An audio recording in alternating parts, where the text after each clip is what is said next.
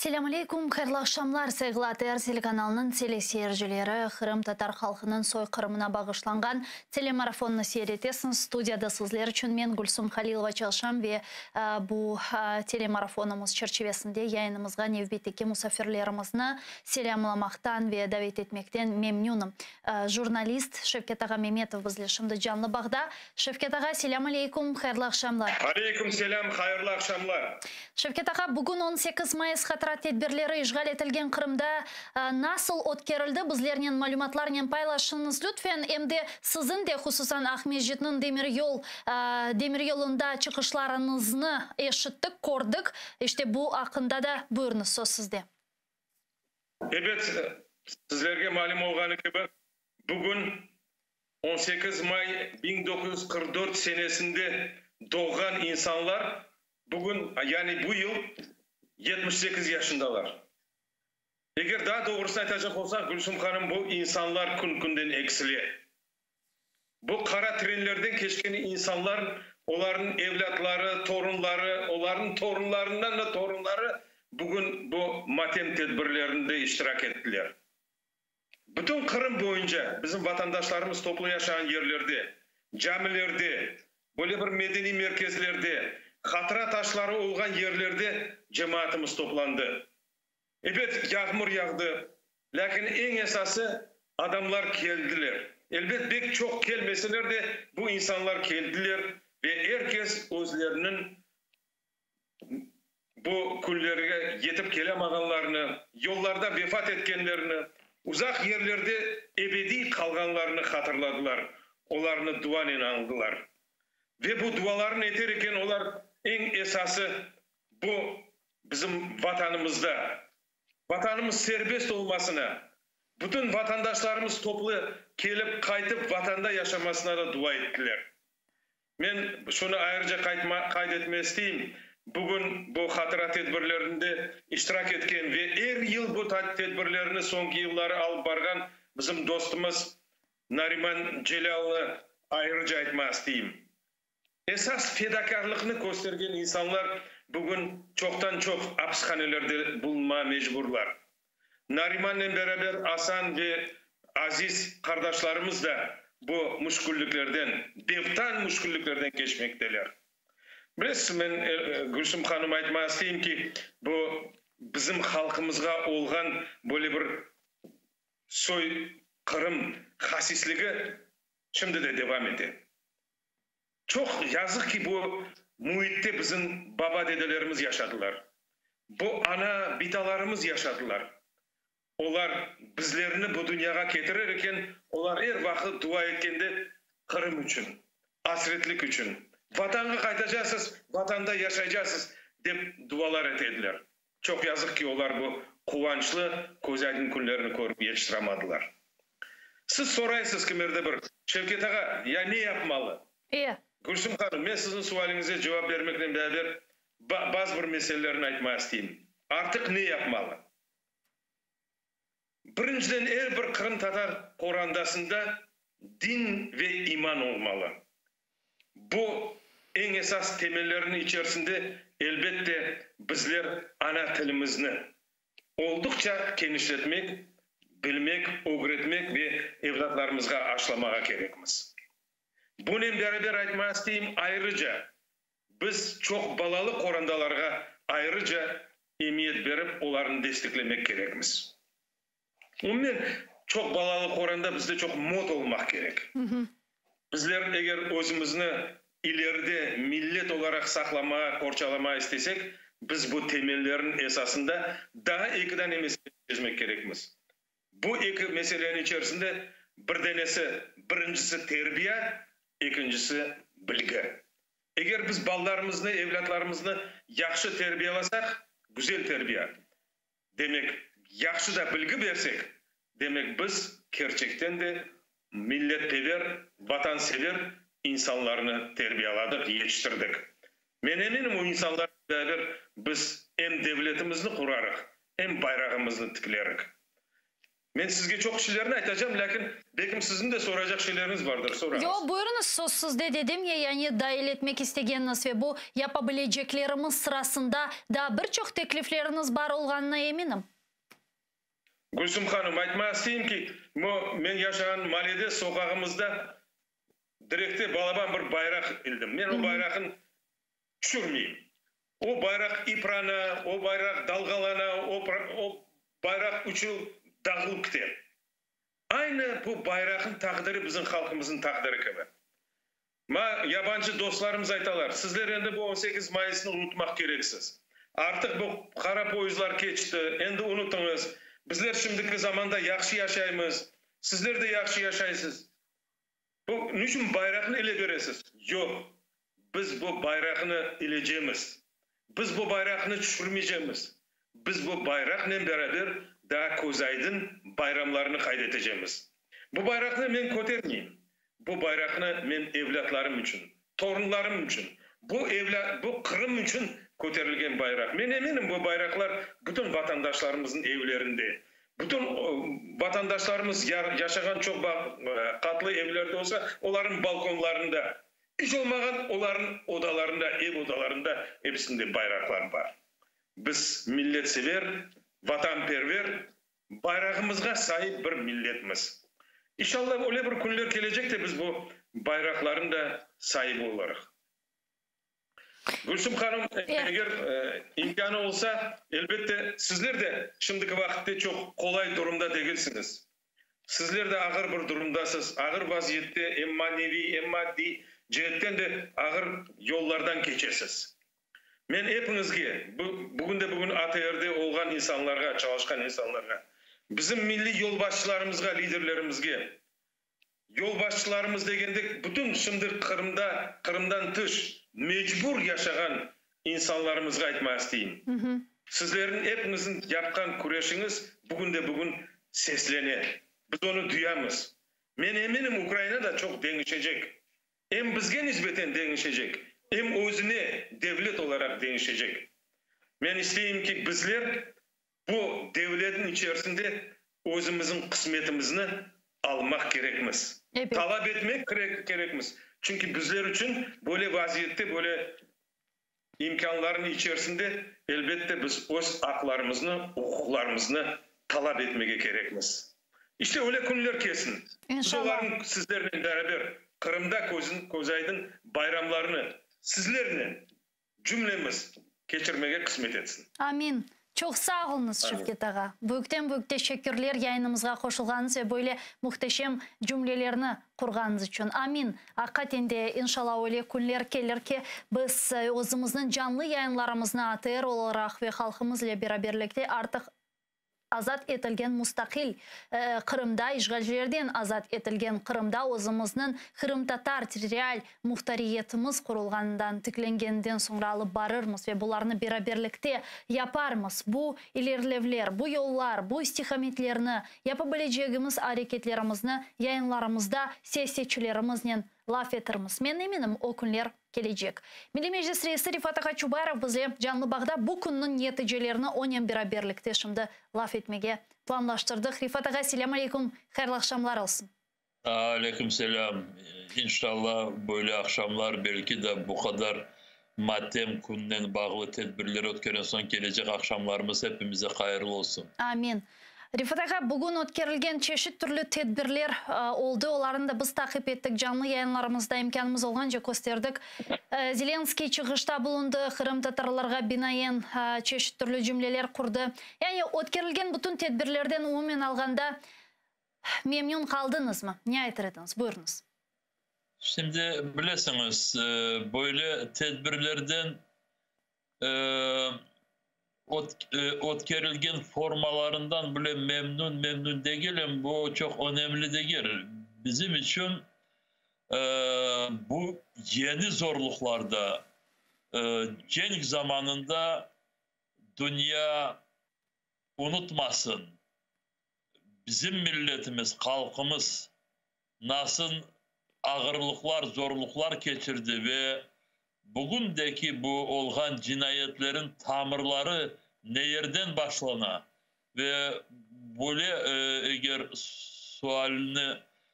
sualge cevap verecek gibi olsak o zaman bizler planlaştırdığımız tedbirlerin çoksunu ötkermege becerdik. Daha bilgi erbilirden bilgiler daha kele daha her bir şeyini daha bilmeyik ama bölgelerde Ukrayna'nın bölgelerinde dünyanın farklı ülkelerinde planlaştırdığımız bu tedbirler geçirildi. Kırım'da çeşit türlü ötkerilebilecek tedbirler hakkında sizden 2-3 gün devamında yani 18 Mayıs'tan evvel laf eteydik. Ve Kırım'da işte vatandaşlarımızı Rusya'nın işgalci hakimiyetinin teşkil etken tedbirlerine barmamaları için sakıntılarını seslendire ediniz. Kırım'da yüz bergen matem ve hadra tedbirleri etrafında ne düşünesiniz? Biz algan malumatlara göre arkadaşlarımız çok namusnen ve akılnen alıp bardılar bu bütün tedbirleri. Bizge gönderen bu fotolar, haberler, hepsi işte insanlarımız toplandılar. Kadınlar, erkekler, gençler, balacıklar ve hepsinin bu matem kundan bağlı Kırım Tatar simvolikaları, bayraklar ya da tamganen bağlı işte başlarına yavluklar ya da bilmeyim kollarına kiçkine bayraklar. Biz orada değerli arkadaşlarımızı korduk. Ahmetçi'de olsun, Cankoy'da olsun, Kurman'da olsun. İşte insanlarımız bu kendilerin bilesiniz bu namusunu coydurmadılar birisine ve bu tedbirlerde Rus işgalcilerden ya da onlara hizmet etkenlerden ben birisini görmedim. Elbette bazı yerlerde olmuştur bu Rus işgalcileri tarafından organize edilen tedbirler ve oraya onlar mecburi ya da üniversiteden ya da bilmem başka teşkilatlardan, şirketlerden insanları getirmiştirler. Ama kendi gönlünden yapan kişiler Rus işgalcileri yakın almadılar ve buna çok kullanıyoruz biz. Şimdi bazıları de ki ne için tarihte yaşaysınız? Ne için buna her sene bu tarihi hadiselerini hatırlap sızlagan yaralarını daha da teşesiniz dep aytalar. Buna o kara günler geçti artık gelecekke bakmak lazım degen cümleler de kurula. Buna ne der ediniz? Bu cümlelerde can var mı sizce? Şimdi ben bir taraftan bazıların böyle sebeplerini neden böyle söylediklerini anlayan gibi olan çünkü insanlar bu olganına çok kendilerini ağırga bırakmaya istemiyorlar ve bugündeki hayatla yaşamaya istiyorlar ya da o kadar bile çok olsa yarını düşünmeye istiyorlar ama böyle kendini bu dünyada bu hayatta alıp varması çok doğru değil ve aslında tehlikeli. Neden tehlikeli? Çünkü tünevin olganını sen kıymetini kesmesen, anlamasan neler oldu? Eğer o tünevin olganları facia şeklinde olsa sen onun oğunu gelecekte ya bugün yapkanlarının gelecekte oğunu almasan kaytıp gelebilir. Bunu biz bugün bu halkara online mitingde kabul edilen beyanatta bunu açıklamaya tırıştık ve konuşmalarımızda da ben misal için aslında bu mevzu etrafında konuştum. Şimdi burada belki daha bir iki dakikalarımızı alırım ama soydaşlarımız anladığını isteyeyim. Bakınız şimdi Ukrayna'nın toprağına çok Rusya tarafından cinayetlikler yapılar. 10 binlerden adamları öldürürler ve 15 milyon kişi, siz biraz düşününüz, 15 milyon kişi kendi yaşadığı yerinden oradan ayrıldı da ve başka yerge geçmeye mecbur oldu. ve bunların 15 milyon kişi kendi yuvalarından mecbur oldular çıkmaya bağlarıyla, kartlarıyla ve bu 15 milyondan bir 6,5 milyondan ziyadesi dışarı gittiler. Kendilerinin hayatlarını, balaların canını kurtarmak için.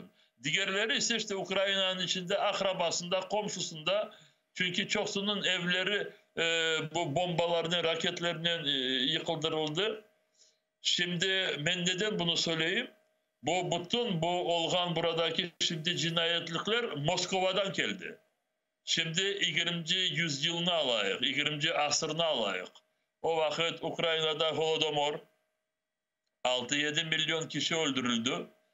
Bizim milletimizi, halkımızı sürdüler. Biz halkımızın sayısından %46 ya da yarısını kaybettik. İnsanlarımız öldüler. Bu sürgünlüğünün birinci senelerinde açlıktan, soğukluktan, bütün bu Kırım'da olmayan ve insanlar o zaman alışmayan hastalıklar, malaria, tif, da bilmeyeyim neler ve ya bu katırsız çalışmalarda ezdiler insanlarımızı. İşte bu da o 20. yüzyılda bu cinayetler de Moskova kararından yapılmıştı. Bakınız 78 sene evvelsi bizim milletimize karşı sürgün yapıldı ve milletimizi öldürmek için, yok etmek için bu yapılmıştı. Karar Moskova'dan geldi. Ya da 33. 32. seneleri Ukrayna'daki açlıkta gene de karar Moskova'dan gelmişti. Elbette bağımsız Ukrayna zamanında bu Holodomor ve 2015. senesi sürgünlük ya da bu sürgünden bağlı cinayetler genosit olarak tanıldı. Tanıldı. Ama birisi cezasını vermedi ki. Birisi cezasını vermedi. Çünkü bu cinayetini yapan kişiler o vakitinde hayatta değildiler. Stalin, Beria ya onların gibi yüzler binler ya da Rusya Federasyonu Sovyet Birliği devletinin devam etken yuridik taraftan devlet olarak o da bizge bir türlü cezasını vermedi milletimizge. Bir kuruş böyle orada Kırım'da sürgünden kaytkan insanlara böyle bir ev kursunlar deyip vermedi. Neye getirmeye isteyeyim? Şimdi bu dünyada yapılgan cinayetlerge hem cinayetçiler, kişiler olarak hem cinayet devletler hesabını verişleri gerek. Yaşadıkları vakit insanlar ya da devletler daha faaliyetlerini devam ettikleri vakit. İşte bunu şimdi dünya anlayışı gerek. Eğer bu Ukrayna'da şimdi öldürgen, on binlerden öldürgen devletini, Rusya devletini yarın birisi böyle bir affu edecek gibi olsa o zaman bugün öldürgen bu kişiler ya cinayetçiler 20 seneden mi 60 seneden sonra kene de gelecekler. İşte bana böyle bir kendimize böyle bir karar biz aldık da ve o sebepten bu cenkin sonunda hem Putin ve onun yakınları hem Rusya devlet olarak cevapçı oluşları gerek. İkisi de hem devlet hem devletin yolbaşçıları. Bunlar mahkemeye verilişi gerek ve bütün yapkan zararlarını elbet insanların canlarını sen kaytarmazsın. Dirilmesin onları. Ama bütün yapkan zararları bu trilyonlar dolarlar ve bunlarını Rusya'ya kapatışı gerek.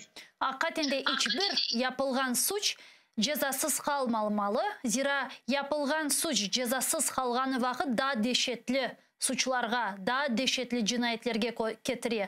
Biz bunu tarihten çok yaxşı bilgen bir milletimiz. Ya şunu soracak edim.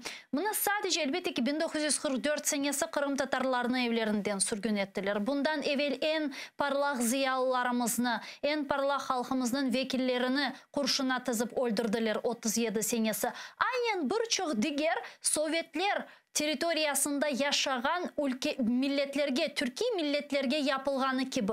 Mına sizin fikrinizce Rifat ağa, asıl da bu Sovyetler rejiminin, Stalin'inin, bundan evvel ise Rus çarlığının Türkiye milletler ile alıp beremegeni ne edi? Neden sebep Türkiye halklarga binayen ve hususan Kırım Tatarlarga bu gibi adaletsizlikler, hukuksuzluklar ve zulümler yaptı? Yapmaya da devam etti bu rejim. Şimdi Sovyet Birliği şimdiki Rusya gibi kaslı hem toprak ölçüsünde böyle kocaman bir ülke. Binler kilometre kare ya da Sovyet Birliği'nde 220 milyondan ya 240 milyondan ziyade insan yaşar idi. Şimdi bu komünist ideolojiyanın bu manası devleti idare etmek için hepsini böyle bir formulaga, bir formatka getirmeye ve elbette bu çok milletli toplumu binlerle farklı tilde laf etken insanları ayrı ayrı farklı olan dinge katılgan kişileri böyle idare etmesi akıl gerek ve adalet gerek. Şimdi hem Başkırtlara, hem Tatarlara, hem Udmurtlarga, hem Çeçenlerle, İngüşlerge böyle serbestlik yaraştırıp onların işte diyalogda devlette yaşaması. Böyle bir yaxşı korune ama bunu komünistler için yapması çok zor koruneydi ve onlar hepsini bir sıraya getirmeye istediler. O sebepten din yoktur dediler, hepsi ateist oldu. Hepsi. O sebepten dediler ki Rus dili devlet dili, diyeceğim Rus milletini, çünkü bu milletinin sayısı çok, bu milletini şimdi böyle bir standart gibi kaldılar. Ve bu milletin etrafında bütün bu Sovyet Birliği'nin kuruluşunu ve Sovyet Birliği'nin ideolojisini böyle kurdular ve ona göre çalışmaya başladılar. Ve o sebepten bilmeyeyim siz gençsiniz hatırlamıyorsunuz ama başka teleseyirciler bunu hatırlarlar. Sovyetski Narod diyen böyle bir uydurma peyda oldu. İşte vaktinde hepimiz Sovyetski Narod olacaktık. Rusça konuşacak, Rusça düşünecek. Matryoşkalar ya da bilmeyeyim bu Katyuşan'ı ya da bilmeyeyim diğerlerine kullanacak ve bütün bu milletler kendilerinin farklılıklarını görecek dediler. İşte bu sebepten elbette bunu nasıl yapması mümkün? Bunu her bir milletler insanlar gibi. Birisi kendi başına, kendi isteğine ölmeyi istemez. O zaman öldürmeye gerek. Nasıl öldüreceğim? Hepsinden çok böyle küçük olan soylarını ya da beğenmeyen soylarını ya da böyle çok onların böyle korumlu topraklarda yaşayan soylarını onlardan başlamaya gerek. Ve bana bizden başladılar, Çeçenlerden başladılar, Balkarlardan başladılar. Onlarda başka manaları da var idi. Misal için Kırım'ı onlar tab Katerina zamanından Slavlaştırmaya istemişlerdiler. Bu sebep de bizleri sürgün etkenlerinde bu sebep de var. Yamına eğer ki bizlerini sürgün etkenlerinden sonra Kırım'a nedenle zarar getirgenlerini ve demek Kırım'a çeşitli Rusya'nın başka bölgelerinden getirgen insanların berbat etkenini biz yaxşı gördük. Zira Kırım Tatarlar olmadan sonra iklim olsun, Kırım'ını işte tutup hocalık ve ilahri bularını onların farkında değiller edilir ve Yarımada'da bular nasıl yapılır, nasıl takip edilir haberleri de yok idi. O sebepten berbat ettiler vatanımızı ve bunun yanı sıra toponimikanı değiştirmeye, asıl da asimilasyon, demografik yapı ve ilahri bularının hepsi gerçekleştirildi. Bularının tesirleri sizin fikrinizce hali da bugüne kadar is etile mi? 78 sene aslında çok uzun bir müddet değil. Tarih için bu çok küçük bir müddet. İşte bu yıllar devamında bu tesiri ne şekilde bizge is etile şimdi? Şimdi bunları tez düzeltmeye gerek. Ne kadar test yapsak o kadar bu kendimizi kurtarmak için ve Kırım'ı Kırım'da da bu bilesiniz pislikten biraz temizlemek için başka söz tapmadım söylemeye. Bu aslında her bir dünyanın köşesinde ola. Eğer bu bir toprakta, bir bölgede oradaki yaşayan tamirli milletini yok edip de oraya gelmişlerini getirip yerleştirsen, o gelmişler istese bile oralarını onlar yaratmağa olmazlar. Çünkü onların doğulgan yerleri, onların alışkan, ya onların ya ana yurt değil biz işte, ana yurt. Üreten ve hepsinin kendisinin ana yurtu var. Ama çok kişiler, çok milletler demem ama çok bazı milletlerin kişileri ana yurt ne olduğunu endi o kadar unuttular da ve hatırlamaya da istemiyorlar. Onlar da ne yerde hayatlarına biraz uygun olsa, yaşaması, kazanması kolay olsa o yerde bizim vatanımız değiller. İşte hepsinden bu dünyada zarar yapan kişiler kendi vatanını sevmegen, unutkan, anlamagan kişiler. Çünkü onlar, bu bilesiniz, eğer bir insan kendi evinde yaşamağa olmasa, yaşadığı vakit o evi berbat edip bıraksa, bir köşede bağışlanmış pislik koysa, ikinci köşede daha bir şeyler yapsa, sonra orada yaşamağa olmadığı vakit o başka ev aramaya başlayıp, başkasının toprağına göz bıraka, oraya vara, orada da evinde yaşadığı gibi yaşamaya devam eder. Şimdi ben bu Rusya'ya baktığım vakit bazı düşünüp kalan bazı vakitte, çünkü o kadar çok büyük ve büyük ölçeli toprakları ve onların da evveldeki ben genç olganda, student olganda tabi bu Ural taraflarına yollarım düşmüş idi. Oradaki dağlar, ormanlar, ozenler o kadar orada bol ama 30-40 sene devamında oralarını bağışlamız bokladılar. Ve oradan çıkarlar onlar. Başka yerde kolaylık aralar. Şimdi eğer nelerde Kırım'a gelgenlerin bazıları açıklaylar. Ne sebepten geldiler? Birisi değil, burada sıcak, ekologiya yaxşı, urbalarga masraf gereği yok. Benim sağlığım da o kadar şimdi sağlam değil. Ve burada ekologiya yaxşı da burada yaşayacak için ben buraya geldim. Ama neden kendi vatanında yaşamıyor olmayı, neden oralarını o kadar pislediler, onu düşünmeye istemeyiz. Öyle kişileri bizge Kırım'dan uzaklaştırmaya gerek olacak. Nasıl bunu yaparız? Şimdi çok açıklamaya istemeyeyim ama öyle kişilerinin bir evde yaşanılmaz. Ama bilesiz men demek işgal etilgen topraklar ve insan hakları komitesini Ukrayna parlamentosunda komitesi vekili Nelly Yakovlevanin bu mesele etrafında çok tartıştık asıldı. Bilesiniz demek Kırım kaytarılganından sonra anda kirgen demografik yapını değiştirgen ve anda yaşamağa kirgen Rus topraklarından insanlar ne yapacağımız degen sualini bergenimiz vakit işte biz Stalin değilmiz, biz Lenin değilmiz, biz hiç kimseni sürgün etmeyecekmiz, demek karar verecekler ya kalacaklar ya da Ukrayna vatandaşlığını kabul edecekler degen bu gibi fikirler çok tarqalgan edi öz vaxtında ve men canlı yayında bu milletvekilimiz ile de çok tartıştım aslında bu mesele etrafında. Kırım Tatarlarının pozisyonu hakikatinde neden ibaret? Zira Kırım muhakkak azat edilecek ve etileke uzun devam etmeyecek bu işgal artık yüz bergen savaştan sonra ve birçok problemler, birçok sualler meydana gelecek ve hususan vatanımıza kirgen bu insanlar meselesinde onlarga ne yapmalı? Şimdi siz söylediğiniz bu milletvekili devam eder mi şimdi yoksa? Devam et elbette. Ay Allah. Ben bir Slogan bakayım. Narodu Fırkası'ndan. Öyle mi? Şimdi bakınız elbette biz şimdi çağırmayız ki insanlara demeyiz ki yarın öbür gün Kırım azat olsa bilmeyeyim hepimiz kollarımıza sopalar alacak da ve o gelmişlerini oradan çıkarmaya tırışacak. Yok öyle olmaz.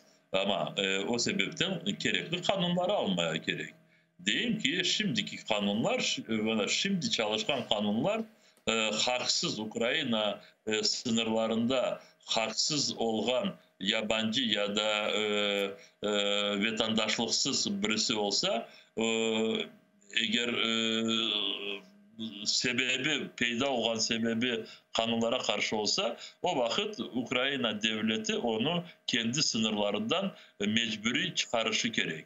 O sebepten şimdi Kırım'da bu milyona yakın gelip yerleşken kişiler, onlar hepsi haksız orada yerleştirdiler. O sebepten onlara ne gerek hak vermeye? Yok, verilmeyecek onlara hak. Bakayım kimler verebilir onlara hak? Burada o kadar hareketler olur. Çünkü o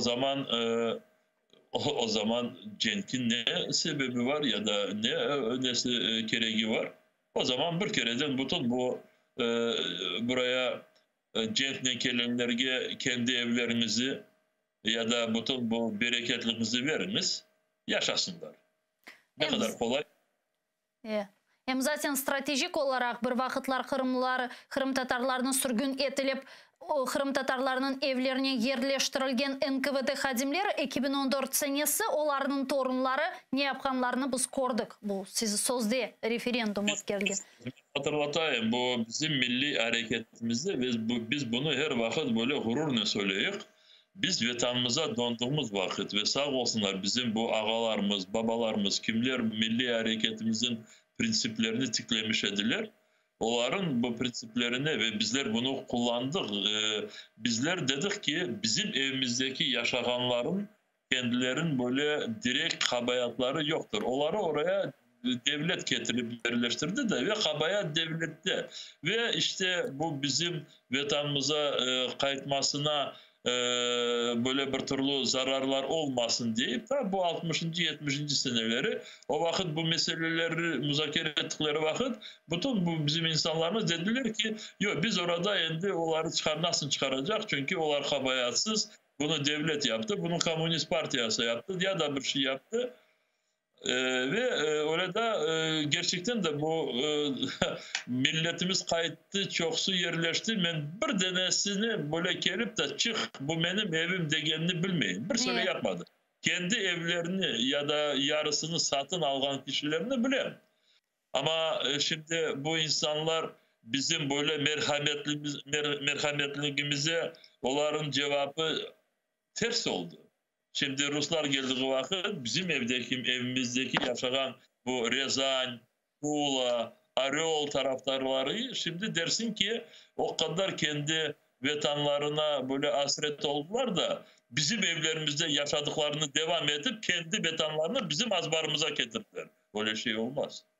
Ve demek kanunlar meselesini devam ettirirken de bugün Ukrayna prezidenti Vladimir Zelenskiy 78 yıllık soykırımga bağışlangan bir çıkışta bulundu ve bu çıkışında böyle nevbetteki bir kanunu imzalaganını kaydettim. Ben bu kanunu Ukrayin tilinde okuyayım. Про соціальний і правовий захист осіб, стосовно яких встановлено факт позбавлення особистої свободи внаслідок збройної агресії проти України та членів їхніх сімей. Менің anlağanıma göre bu siyasi mabuslarga binaen imzalangan bir kanun mu? Ve umumen Zelenskiy'nin çıkışını nasıl buldunuz?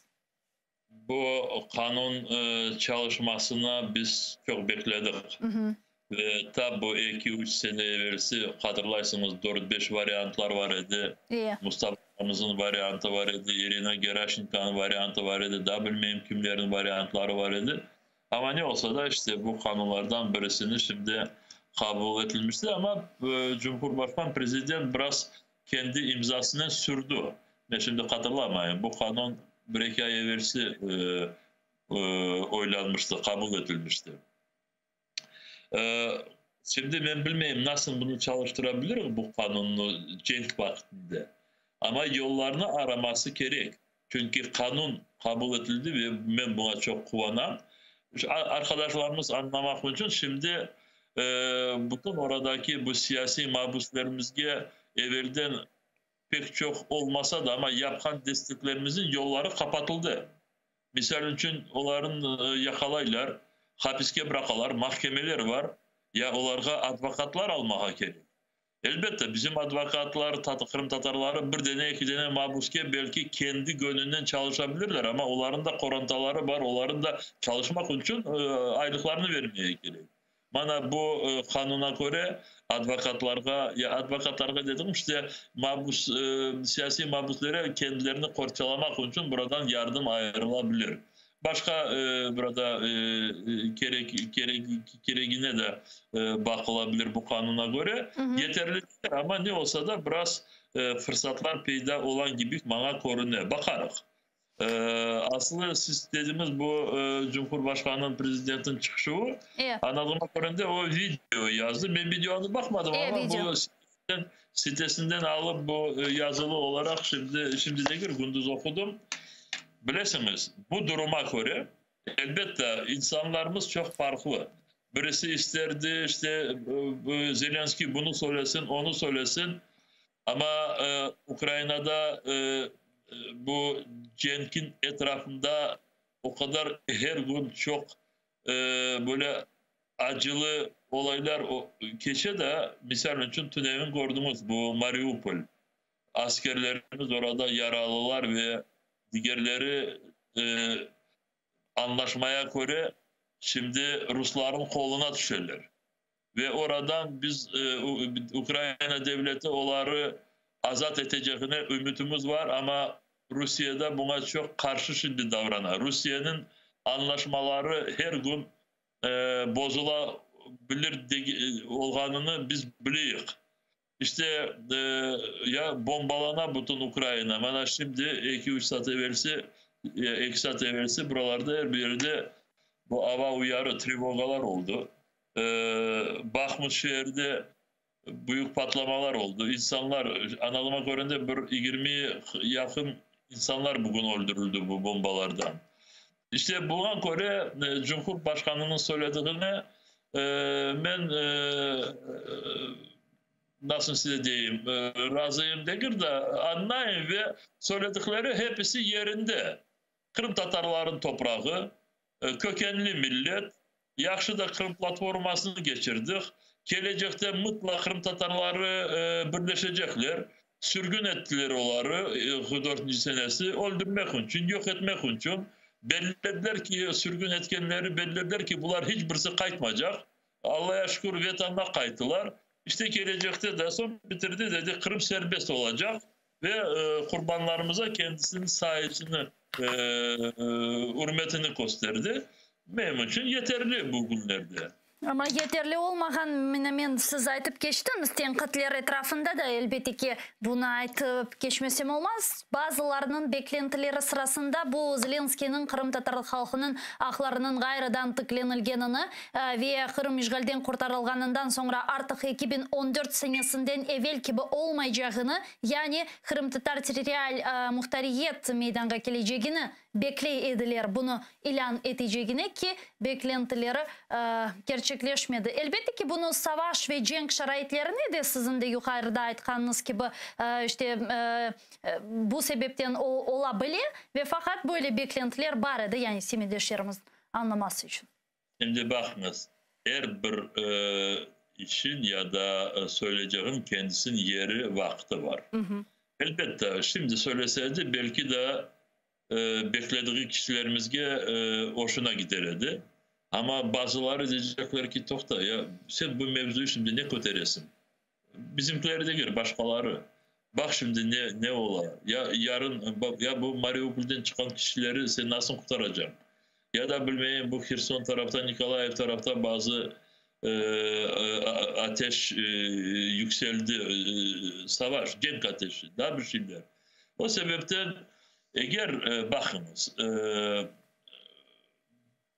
biz beraberlikte çalışkan devlet kişisi ya da siyasetçi bizim bu bütün ümitlerimizi, duygularımızı, haklarımızı bizlerle beraber konuşup da bazı adımlar yapkanı vakit yapmadıkları adımları yakınlaştırmaya gerek. Konuşmaya gerek, anlatmaya gerek, biraz sabretmeye gerek olsa bazı yerlerde sabır değil, belki de biraz aşıktırmaya gerek. Hepsi kendi yerinde oluşu gerek. Misal için geçen senesi Ağustos ayında Kırım platforması otkerilmişti. Ve orada bana göre Kırım'ın geleceğine böyle büyük bir yüksek böyle bir beklentili kurulmuştu, böyle tiklenmişti ve Kırım Tatarların beklentileri ve hepsi bu haklı yapıldı. Çünkü 1. Eylül'de Tamırlı milletler için kanun, Ukrayna'daki Tamırlı milletler ve orada şimdi okusunlar o kanunda. Orada açıktan açık yazılmış. Kendi topraklarında Tamırlı milletler kendilerin milli haklarını kurmasına, işte kendilerin serbest geleceğine karar almasına hakları var. Pravo na samoopределение. Onun için bazı yerlerde çok okurmayız ama ben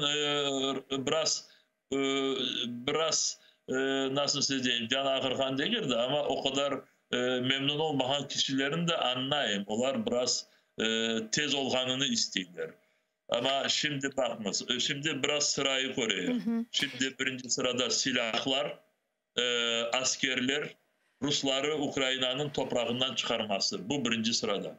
Mına bilesiz, meni sonki vaqtları kuvandırgan çok böyle açıklamalar yapıla. Hususan Kırım etrafında mına geçenleri Ukrayna Dışişleri Naziri Dmitry Kuleba aytdı ki Ukrayna galibini sadece Kırım ve Donbass'ını işgalden kurtarganından sonra açıklayacak. Zelenskiy bugün aytdı ki Kırım muhakkak işgalden kurtarılacak ve Ukrayna territorial bütünlüğünü gayrıdan tıklayacak. Sonra işte Ukrayna Cumhurbaşkanlığı ofisi deyip ki hiçbir toprak üzerinden biz taviz, yani kompromiske barmayacakmız, alışveriş yapmayacakmız ve Amerika Birleşken Devletleri ve Ukrayna'nın İngiltere'deki ittifakdaşları bile aytalar ki sadece Ukrayna ne yerde nasıl şekilde durmak ya da durmamakını seçebilir ve Ukrayna özü galibini ilan edecek. Galibinin ne şekilde olganını sadece Ukrayna belirleyecek değiller. Bu demek ola ki hakikaten de Kırım da dahil olmak üzere Ukrayna bu savaşın neticesini Kırım'da tıklayacak. Doğru mu? Tek öyle hem düşünüyoruz hem öyle ümitlerimiz ve ona da çalışıyoruz. Ve bazı meseleleri biz çok açıklamasak da, çünkü onu da söylemeye gerek de bazı meseleler gelecekte böyle bir zorlukka getirecek meseleleri şimdiden onların çözülmesine yolları bulunması gerek. Ve bu araştırmalar, konuşmalar ya da çalışmalar bazı meselelerde böyle açıktan yapılmay. Bu tek siyasetle bağlı değil de etraftaki durumla bağlı. Misal için ben biraz burada kapının böyle bir ya da pencerenin bir çıkarancık açkan gibi yaparım şimdi. Meraklı, ucda haber. Bir hafta evvelsi Kırım Tatar Milli Meclisi'nin ofisinde Avrupa Birliği'nin genel sekreteri gelmişti. Maria Pinović-Bučić. Ve biz onunla konuştuğumuz vakit mahsus onunla bu Kırım'daki gelmişlerin meselelerini konuştuk. Ve dedik ki biz şimdi bunu başlamaya isteyiyoruz. Müzakere etmesi. Yarın öbür gün Kırım azat olduğu vakit bize göre birinciden bu Avrupa ülkelerinde hemen sesler gelecek. O insanların kabayatı yoktur. Onlar işte böyle bir zor duruma kaldılar, geldiler, masraf ettiler, ev satın aldılar, yerleştirdiler ve onlara hak veriyor. Biz dedik ki bakınız, bu birinciden bütün uluslararası hukuka, yani международное право, ona göre bu şimdi doğru değil. Çünkü eğer bir devlet diğer devletinin topraklarını zapt edip de ondan sonra mahsus orada etnik ve demografi durumunu değiştirmeye çalışsa bu cinayet sayılır. Ve o insanlar şimdi oradan gideceklerini şimdi başlayıp sizlerle konuşmaya ve siz bu mevzunu Avrupa Birliği'nde açıklamaya başlayınız deyip biz ona bu diyalogunu başladık. Ve şimdi Ukrayna parlamentosunda bana göre işte bu azat edilgen bölgelerden haksız ya hukuksuz orada yerleşken kişiler çıkarılmasına kanunlar gerek. Çünkü endi bu tek Kırım'a bağlı değil. Burada indi Donbas da var. Evet. Burada yarın Kherson da olabilir, Zaporojye da olabilir. Ve bir dakikamız kaldı Rifat ağa. Bugün halkımızga bir şey etmeye ister ediniz mi bu konunun neticesinde? Şimdi birinciden oradaki bütün soydaşlarımızga çok büyük teşekkürler söylemek ve bildirmek isteyeyim. Bugün gerçekten de biz biliyoruz ki birlikte çok şeyler yapıldı. Bizim toprağımızı işgal etkenleri bizleri oradan ya da korkutup ezip çıkarmaya düşünürler ya da bizler onların gibi olganını istiyorlar.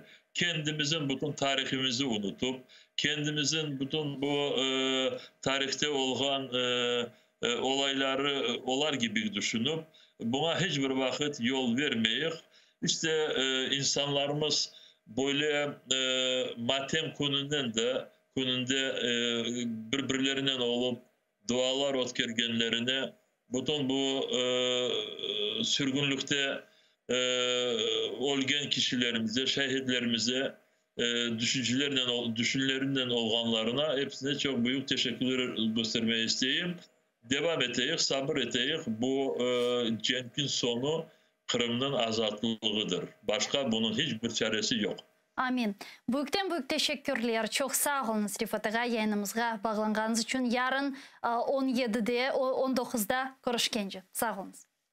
Milli Meclis Reisi Rifat Çubayarov bizle canlı bağda edi. Saygılar arkadaşlar, biz Siyater telekanalının yayınında ötkerilgen marafonumuzda ne yazık ki yekünlemek mecburiyetindemiz. Ama Kırım Tatarlarının soykırımını anma konu ATR telekanalında da devam ediyor. Şimdi yayınımızda bedi film Haytarma seyrediniz.